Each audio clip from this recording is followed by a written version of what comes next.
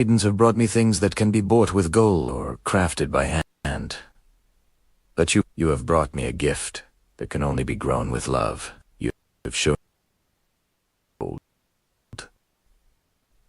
He took the pot from her hands, and then the utter shock of everyone. He took her hand in his. He turned to face the stunned crowd. Chenma and Devil faces frozen in disbelief. I have found my queen, the prince. I have found the heart I have been searching. A thunderous cheer, a people. Adana, the poor orphan girl, was chosen by the prince, not for beauty, richness of her character. She learned that day that true worth is not measured by one's soul. Led by the prince, a single, no crowd caught her as the old woman who gave her a wink before descending to the throne. Adana's new life had just begun, a life where her kindness was finally her crown. In a vibrant village, nestled at the foot of the great Kilimanjaro, lived a young girl named Mara.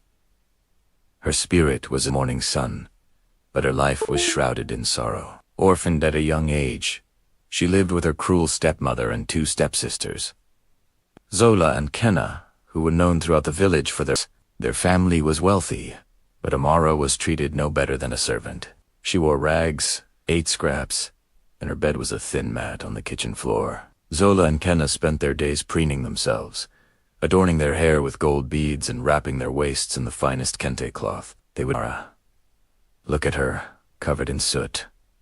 Zola would sneer. Even the goats look cleaner than you, Amara, Kenna would add.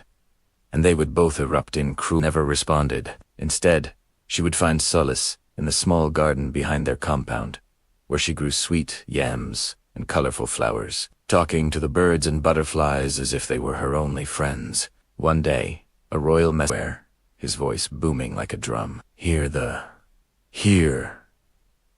Prince Aid, the heir to our great kingdom, is seeking a wife. A grand festival will be held at the royal palace in 3 days' time. All eligible maidens in the land are invited to attend. The news sent a jolt of excitement through the village. Every maiden dreamed of catching the prince's eye. Zola and Kenna were beside themselves with glee. The prince will surely choose one of us, Zola declared, practicing her most charming smile in a polished gourd. Mother, we need new silks. The finest from the market. Kenna demanded, their mother, eager to see one of her daughters become queen, spared no expense. Amara's heart fluttered with a secret hope. She, too, dreamed of going to the festival, not to win the prince, but just to experience a night of music, dancing, and joy, away from her dreary life. Timidly, she approached her stepmother. Mother, she began, her voice barely a whisper. May I also? And stepsister stared at her as if she had grown a second head, then burst into laughter. You? Her stepmother scoffed. In what?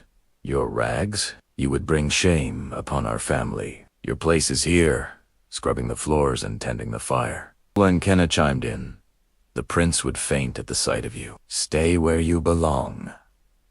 A little ash girl.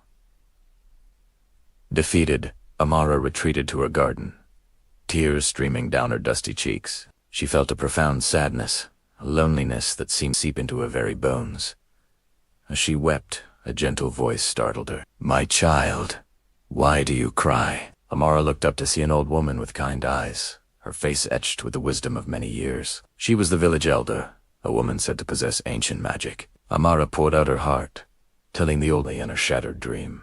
The elder listened patiently, then smiled. Tears will not get you to the festival, little one, but courage and a kind heart might. She handed Amara a single, small, cowrie shell. Plant this in your garden, she instructed. Water it with the water from the ancient baobab tree, and believe in the magic of your own spirit. Though confused, Amara did as she was told. She planted the shell, fetched water from the distant baobab, and whispered her hopes into the soil. The next morning stood a magnificent gown. It was woven from moonbeams and starlight, shimmering with all the colors of the dawn. Beside it lay sandals made of pure gold, dewdrops that sparkled like diamonds. On the night of the festival, As her step-family left in their finery, Amara bathed, dressed in the magical garments, and made her way to the palace. When she entered the grand hall, a hush fell over the crowd. No one recognized the stunning maiden. Her beauty was so radiant, it outshone all the jewels and silks in the room. Being politely greeted with a bored expression, stopped in his tracks, his eyes locked with Amara's. And he was captivated.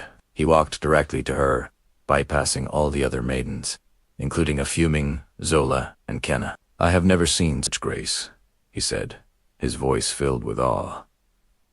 "May I have this dance?" Amara, shy, but filled with a newfound confidence, nodded. They danced the night away, and it felt as if they were the only two people in the world. They talked and laughed, and the prince was charmed, not just by her beauty, but by her wit, her kindness, and the gentle strength in her eyes. As the first light of dawn approached, Amara knew she had to leave before her turn. "I must go," she whispered, pulling away. In her haste, one of her golden sandals picked it up, but she was already gone, disappearing into the night like a dream. The next day, the prince was distraught. He was the mysterious maiden who had stolen his heart. He issued a royal decree.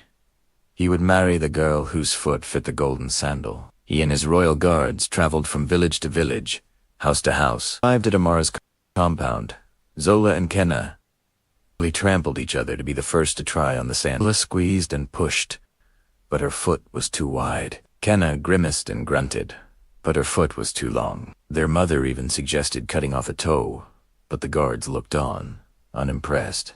"Are there any other maidens in this house?" the prince asked, his hope dwindling. "No, Your Highness." The stepmother lied quickly. "Only our servant girl, but she's nothing but Hustin." Guards who had been searching the compound spotted Amara in the garden. "But hooray," Kaid out. The stepmother tried to protest, but Prince Aid insisted. Amara was brought forward. Still in her simple clothes, she shyly sat down and slipped her foot into the golden sandal. It was a perfect fit. Zola, Kenna, and their mother gasped in disbelief and horror. At that moment, the old woman, village elder, appeared. She smiled and placed her hand on Amara's shoulder. In a flash, transformed back into the magnificent gown from the festival. Everyone finds fake into a joyous smile. He knelt before Amara, taking her hand. "I have found you," he sighed softly. "Will you be my wife and fill the palace with your light?" And with tears of joy in her eyes, Amara said. Her stepmother and stepsisters, humbled and shamed, could only watch as the prince lifted Amara onto his horse, as they rode towards the bus to begin their new life. Amara looked back at the village, not with sadness, but with quiet strength of someone who had turned her ashes into a crown. She became a legend, a reminder that all that true worth lies not in wealth or beauty, but in a kind and resilient heart. Thank you for watching. If you enjoyed this story, don't forget to like, share, and subscribe for more amazing tales. See you next time. In a small village nestled among rolling hills lived a young girl named Amara. An orphan, she was raised by a distant aunt who treated her more like a servant than a niece. Amara's filled with hard work. From sunrise to sunset, her clothes were patched, her hands were calloused, and her only friends were the birds she sang to in the fields. In the same village lived 3 sisters, the daughters of the wealthiest merchant. They were known for their beautiful and their cruel laughter. Whenever they saw Amara, they would point and mock her. "Look at the field mouse," one would sneer.